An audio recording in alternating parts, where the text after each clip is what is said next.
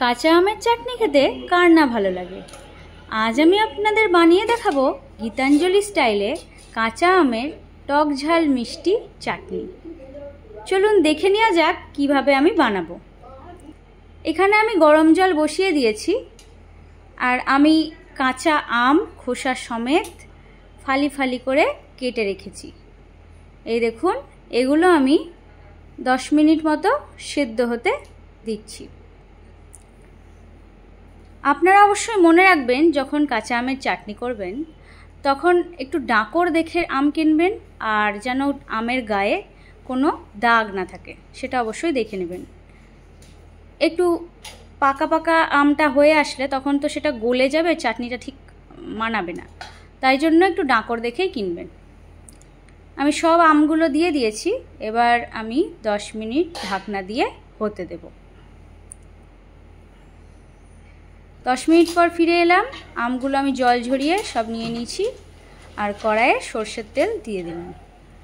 এর মধ্যে আমি ফোড়ন, শুকনো লঙ্কা আর কিছুটা সর্ষে আর 5 ফোড়ন, এগুলো আমি সব এক এক করে তেলের মধ্যে দিয়ে দিলাম। একটু নাড়াচাড়া করে নেব।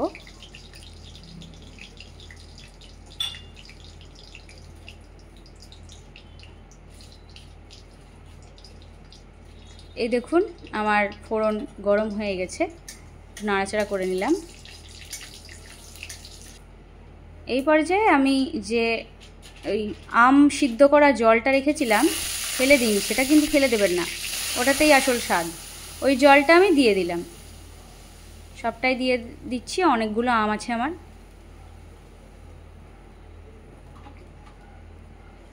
এই দেখুন দিয়ে দিলাম। আবারও আমি ভালো করে একটু নাড়াচাড়া করে নিচ্ছি। এই সময় আমি সামান্য রঙের জন্য হলুদ দিচ্ছি, চাইলে নাও দিতে পারেন। হলুদ দিয়ে আবারও আমি মিশিয়ে নিলাম। এবার পরিমাণ মতো আমাকে নুন দিতে হবে। অনেকটা আম, তাই আমার মনে হলো আর একটু নুন দরকার, তাই এই পর্যায়ে আমি আরও কিছুটা নুন এখানে দিয়ে দিচ্ছি। ব্যাস, এবার মিষ্টির জন্য আমি এখানে গুড় ব্যবহার করব। আপনারা চাইলে চিনি ব্যবহার করতে পারেন, তবে চিনি খাওয়াটা তো ঠিক স্বাস্থ্যের পক্ষে ভালো না, সেজন্য গুড়টারই ব্যবহার করুন। এই দেখুন, আমি আখের গুড় নিয়ে নিয়েছি, দিয়ে দিলাম, পরে আবার দরকার হলে দেব। গুড়টা দিয়ে আমি ভালো করে ফুটিয়ে নিচ্ছি নাড়াচাড়া করে।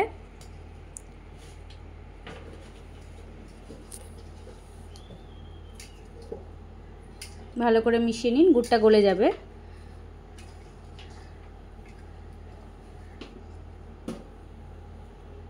এবার আমি যে আমার সিদ্ধ করে রাখা আমগুলো, এই দেখুন খোসা সমেতই রেখেছি, এগুলো সব দিয়ে দিলাম। এটা দিয়েও আমি ভালো করে এই গ্রেভির সাথে নাড়িয়ে চাড়িয়ে মিশিয়ে নিচ্ছি।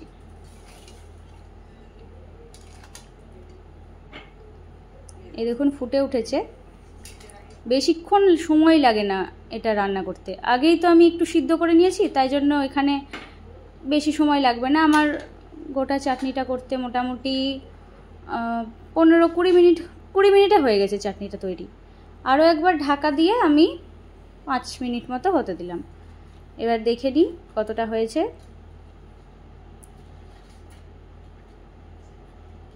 এই দেখুন, আমগুলো আমার প্রায় সিদ্ধ হয়ে গেছে।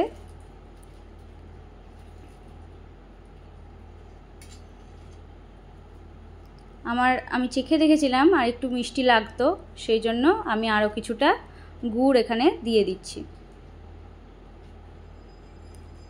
শেষ পাতে বাঙালিদের চাটনি না হলে চলে বলুন? তাও যদি হয় গীতাঞ্জলি স্টাইলে, তাহলে তো একদম চেটে পুটে আঙুল চেটে খাবেন। গুড়টা দিয়ে আর একটু ভালো করে আমি মিশিয়ে নিচ্ছি।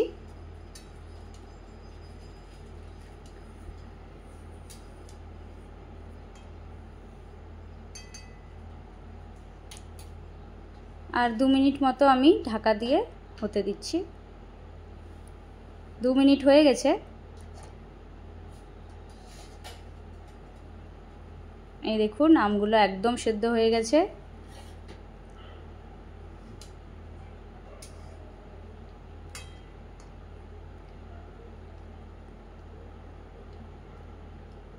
এবার আমি একটা ভাজা মশলা করে রেখেছিলাম, মৌরি, 5 ফোড়ন আর শুকনো লঙ্কা হালকা শুকনো খোলায় ভেজে গুঁড়ো করে রেখেছিলাম, এটা শেষে ছড়িয়ে দিলাম।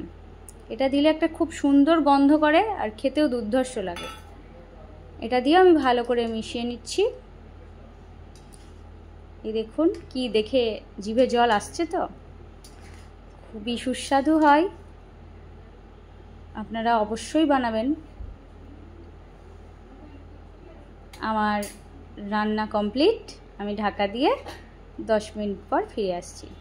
তৈরি হয়ে গেল কাঁচা আমের টক ঝাল মিষ্টি চাটনি। আপনারা অবশ্যই বাড়িতে বানান, খুবই ভালো লাগবে। আর কেমন হয়েছে সেটা আমাকে কমেন্টে লিখে জানাতে ভুলবেন না। আর গরমের দিনে তো চাটনি অবশ্যই দরকার।